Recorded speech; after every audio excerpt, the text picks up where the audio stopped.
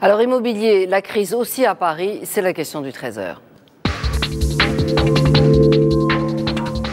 Et pour y répondre avec nous, Maître Gilles Houry, bonjour. Vous êtes notaire à Paris. Alors, la situation en France n'est pas du tout la même que celle des États-Unis, puisqu'il n'y a pas ces systèmes de crédit relais et qu'on ne peut pas emprunter quand on n'a pas les moyens de rembourser. On n'a pas le système de crédit et on n'a pas non plus un stock aussi important qu'aux États-Unis. Aux États-Unis, vous avez 10 maisons à vendre pour un acquéreur.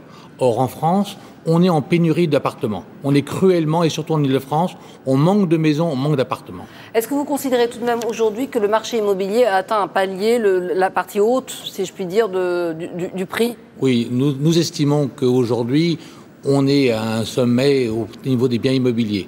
D'ailleurs, en 2006, il n'y a pas la baisse des prix, il n'y a pas eu de baisse des prix, mais simplement il y a un ralentissement de la hausse.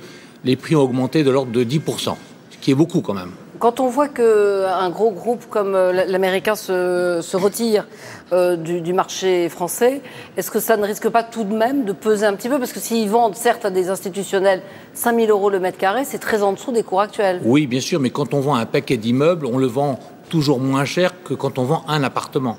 Donc 5 000 € le mètre carré, bon, c'est peut-être 30% en dessous du marché, mais c'est vendu à un institutionnel, à une banque, en totalité.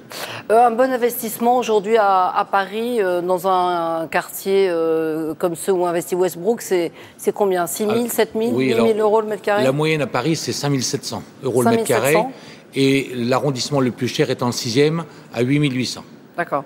Il vaut mieux investir à Paris ou investir en province quand on a de l'argent à placer ? Alors, on investit où on peut. Oui. Je crois qu'on investit en fonction de ses moyens, en fonction des prêts qu'on peut avoir, des aides qu'on peut avoir avec des prêts à taux zéro. Mais je pense que si on a les moyens d'acheter, si on peut acheter, eh bien, il faut acheter. À l'inverse, est-ce que c'est le bon moment pour vendre ? Alors, il faut savoir que 80% des personnes, des Français, puisque l'appartement, on se loge dans un appartement, on se loge dans une maison, 80% des ventes, c'est fait pour acheter et revendre. Merci, Maître, d'être venu nous donner ces précisions.